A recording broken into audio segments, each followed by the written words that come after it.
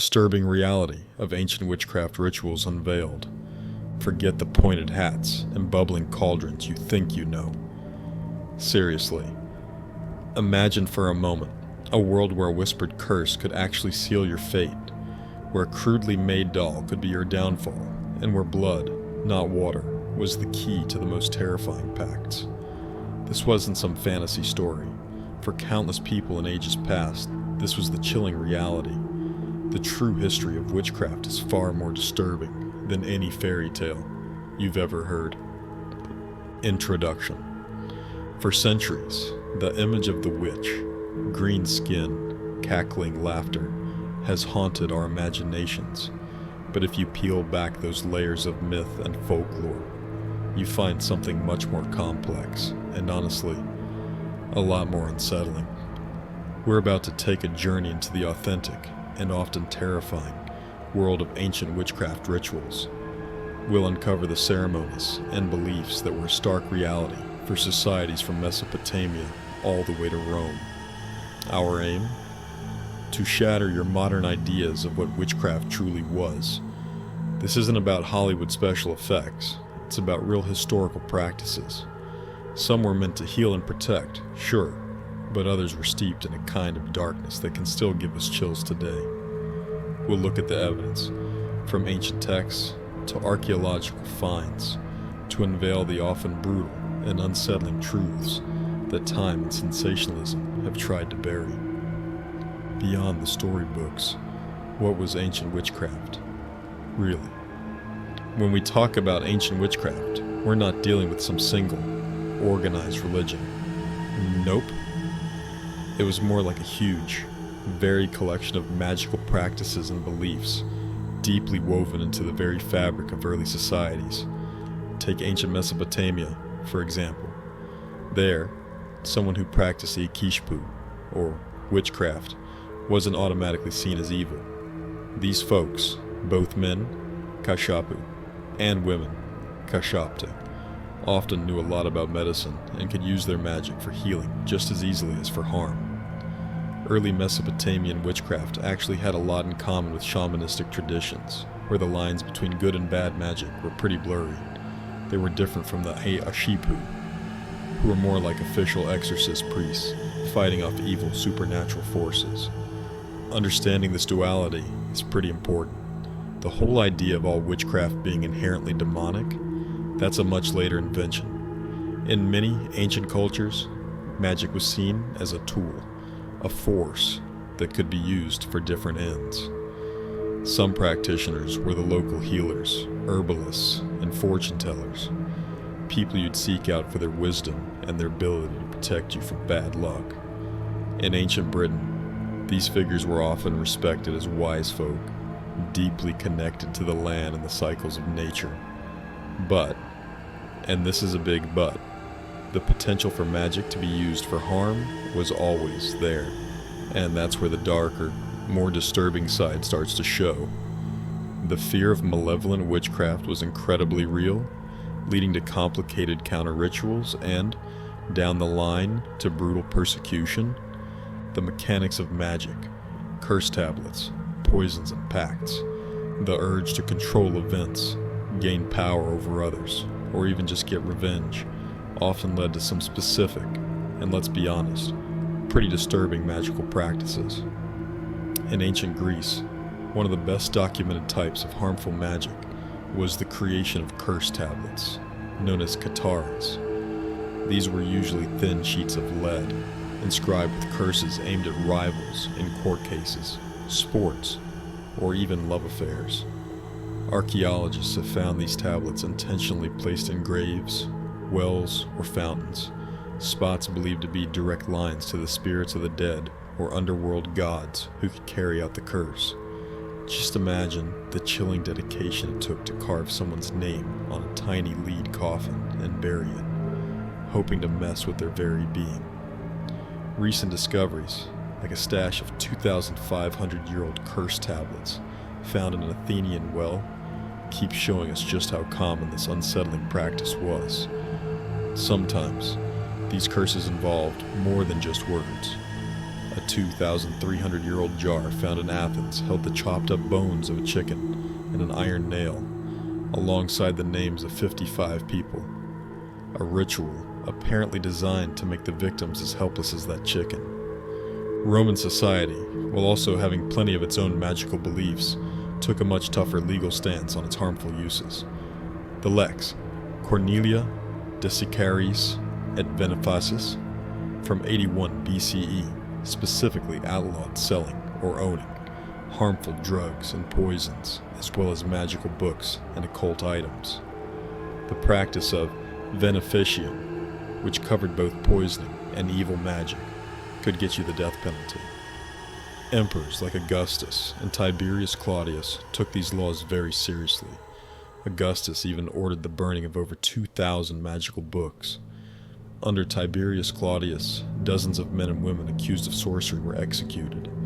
This legal stuff shows there was a clear understanding and fear in society of magic being used for bad things. The idea of making pacts, though it became more famous in later medieval demonology, had its beginnings in these earlier times where people sought power from forces beyond the everyday world, sometimes at what they believed was a terrible cost. The blood and the oath, disturbing elements of ritual. While the popular image of witchcraft often involves chanting and symbolic bits and pieces, some ancient and later medieval rituals got way more visceral and disturbing, especially when it came to blood.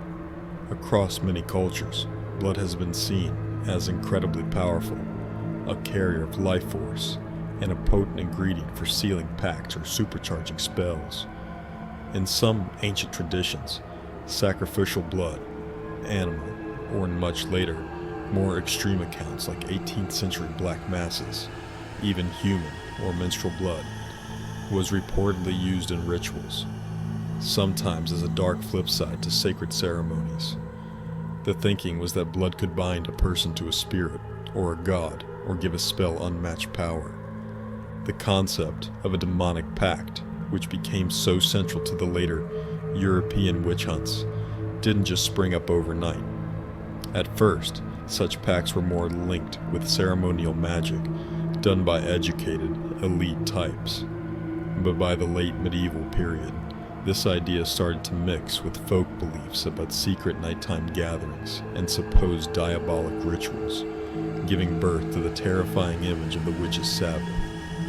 These gatherings, as described in Inquisitors' records and books on demons, supposedly involved feasting, dancing, sex with anyone and everyone, and most importantly, paying homage to the devil, sometimes sealed by kissing his backside or making offerings. The ancient Mesopotamian Maklu texts, though they were about anti-witchcraft, actually show how powerful these rituals were believed to be by detailing elaborate ceremonies to fight them, including burning effigies of witches. These texts, dating back to the early 1st millennium BCE, list nearly 100 incantations and give instructions for rituals meant to destroy a witch's power, really highlighting how deeply people feared malevolent magic. The descriptions of these Sabbaths, whether they were real, imagined, or forced confessions, painted a horrifying picture of a dark underworld, a terrifying opposite of a normal society and religion, fueled by dark oaths and forbidden acts. Not always dark, the other side of the coin. Now it's really important to remember that not all ancient magic was about causing harm. A big chunk of what we might casually label witchcraft today was actually focused on healing, protection, and seeing the future. In many communities, people who knew about herbs, natural remedies, and ritual practices were respected, even essential. They were the village healers, the midwives, the ones who could give you a protective charm against sickness, or the evil eye, or who could tell you what your dreams and omens meant. In ancient Egypt, magic, called Heka, was considered a divine force, a core part of medicine and religion, used to heal, protect, and make sure people got safely to the afterlife. Priests, magicians, and wise women used spells, amulets, and rituals in everyday life and sacred practices. Likewise, in ancient Britain, practitioners were often seen as wise folk, their magic tied directly to the rhythms of nature and the changing seasons. They used their knowledge of plants and the local land to make remedies and perform rituals to keep their community safe and sound. Protective amulets, like those to ward off evil spirits or bad luck, were common in tons of cultures. For instance, thousands of phallic-shaped amulets from antiquity still exist, believed to shield whoever wore them. The difference between this white magic and the black magic of curses and harmful spells was often pretty clear to ancient peoples. While the disturbing rituals of evil witchcraft grab our attention because they're so shocking, it's vital to remember this other side, the everyday magic aimed at keeping life, health, and harmony going. The fear and persecution that came later often completely missed this distinction, condemning all kinds of spiritual practice that wasn't officially approved. The shifting shadows, how persecution forged a terrifying image, how people saw witchcraft and the rituals that went with it, changed dramatically and terrifyingly, especially in Europe. It went from being a diverse mix of folk practices and beliefs to being seen as a diabolical conspiracy. While early Roman law did punish harmful magic, and some early church figures even said no to torture in witchcraft cases, the late medieval and early modern period saw fear and persecution really ramp up. A major turning point was the 15th century, with books appearing that organized and amplified all the fears about witchcraft. Perhaps the most infamous of these was Heinrich Kramer's Malleus Maleficarum, or The Hammer of Witches, first published in 1487. This book wasn't just some theological argument. It was a witch hunter's how-to guide, offering supposed reasons and methods for finding, interrogating, and prosecuting alleged witches. It painted witchcraft as a heresy, a pact with the devil, and an organized attack on Christendom. The Malleus Maleficarum was deeply misogynistic, claiming that women, because of their supposed lustfulness and weaker nature, were more likely to fall into witchcraft.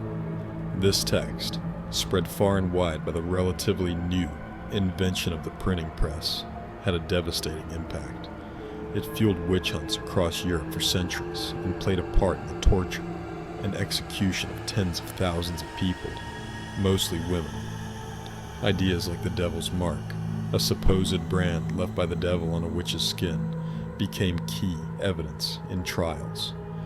The systematic persecution, the use of torture to get confessions, which often included lurid details of Sabbaths and diabolical acts, and the widespread circulation of texts like the Malleus Maleficarum, cemented the image of the witch as a terrifying, evil servant of darkness, a far cry from the more varied roles many magical practitioners had in ancient societies. The history of witchcraft is a pretty stark reminder of how fear, superstition, and power can twist beliefs and lead to horrific outcomes. What do you think about these ancient practices? Do you see any parallels in how society reacts to the unknown today? Share your thoughts in the comments below. And if you found this dive into the unsettling past eye-opening, please give this video a like and subscribe for more explorations into the hidden corners of history.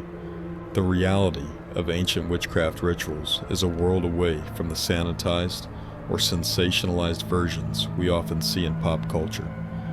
It was a world where the lines between medicine, magic, and religion were often incredibly blurred, where a curse could be carefully crafted and a protective amulet worn with genuine belief. We've seen that practices varied hugely, from the shaman-like traditions of Mesopotamia to the curse tablets of Greece and the complex legal and religious reactions in Rome. The truly disturbing parts often aren't just in the rituals themselves, the blood pacts, the curses meant to bind and harm, the imagined horrors of the witch's Sabbath, but also in how societies reacted to them.